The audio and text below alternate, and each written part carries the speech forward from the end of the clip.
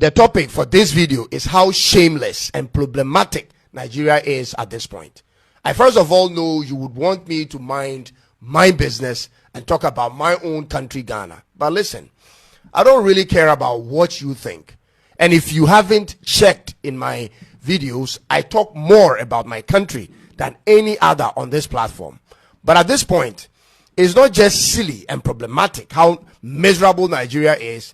It's becoming for all of West Africa.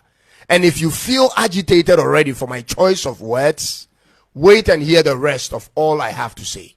Let's get into it.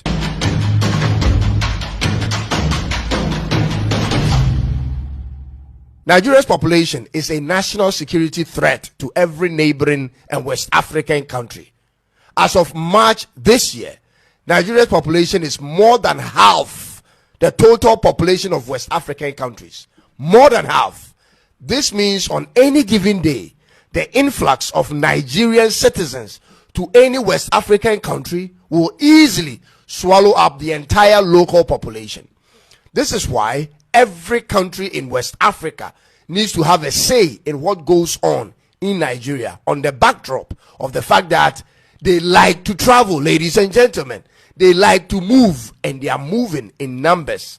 Now, ladies and gentlemen, two major situations are making Nigeria look scary to the rest of Africa, especially the neighboring West African countries. And I said two major things. But first, let's put aside the lack of stable electricity and inflation for now.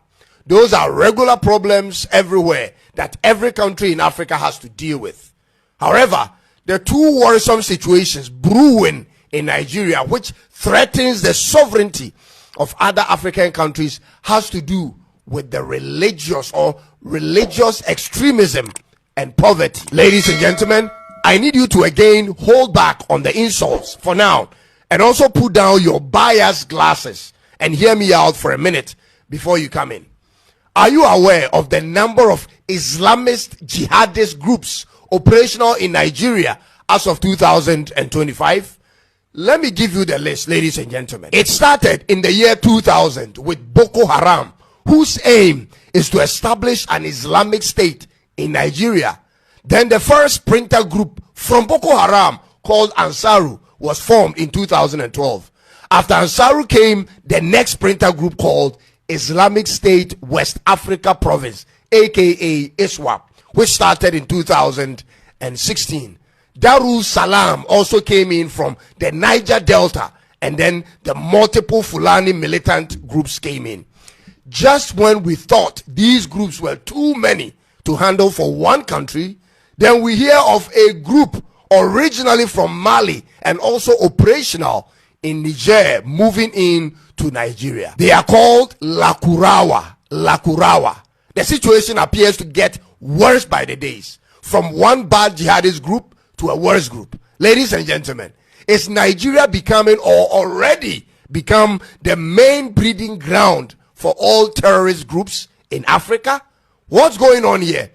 When other countries are thinking of ways to create conducive environment to entice foreign investment, Nigeria is rather enticing terror. Let me ask you this. What conditions are making the northern part of Nigeria so enticing to these groups in the first place? Because this is where almost all of them are situated. Every day I read the news in Nigeria, I get terrified. Every time. Because the spillover of these groups will directly enter all the nearby countries. These are countries in West Africa. This may include the splinter groups moving to other countries, or the citizens of Nigeria abandoning their own homeland for another. Ladies and gentlemen, this is a serious issue that needs immediate continental concern. Nigeria is a friend of Ghana. Nigeria is a part of ECOWAS. When they are moving into your country, we cannot turn them away. But when 1 million moves in at one time, what then becomes the fate of the host nation's security, sovereignty, and economy? And this can happen on any given day, ladies and gentlemen. And what actually terrifies me is this.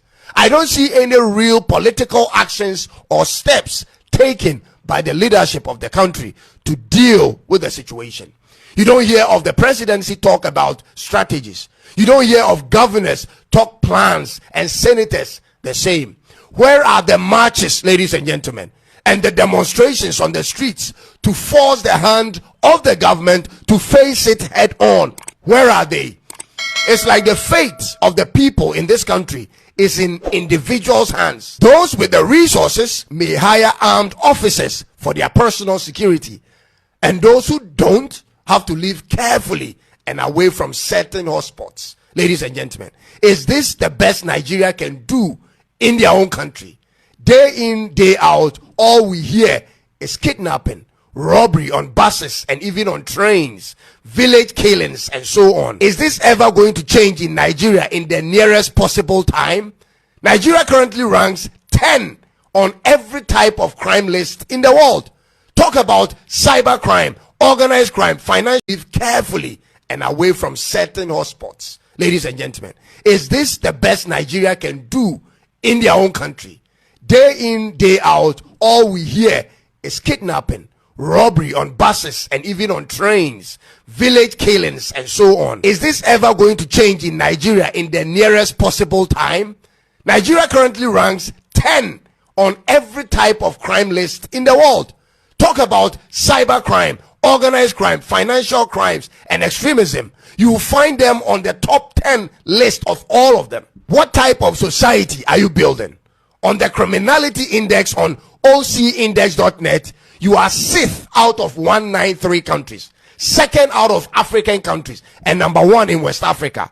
You are ranked 19th among the least peaceful countries in the world, and nothing shows it bothers you, especially they that hold power in the country. Omonaja, what's up?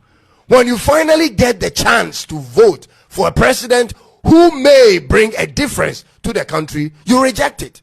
You vote the same type of leadership in every election, and the problems continues. Why won't you try change? Why can't the people try what Ghana did? You come out in your numbers. You create your own coalition centers. You protect the ballot boxes at all costs and ensure a free and fair elections for once in your lifetime. Because if you as a regular Nigerian don't like what's going on in your home country, you have to do something about it. Ladies and gentlemen, that cannot be done by anyone else but yourselves unless it benefits you. What's the ultimate goal here? When you have chosen democracy as your system of governance and it's only making life a living hell for the majority of the people, what is the plan, ladies and gentlemen? This is disturbing. Now, on to the second situation that is of equal concern as the first. This is about the level of poverty in Nigeria.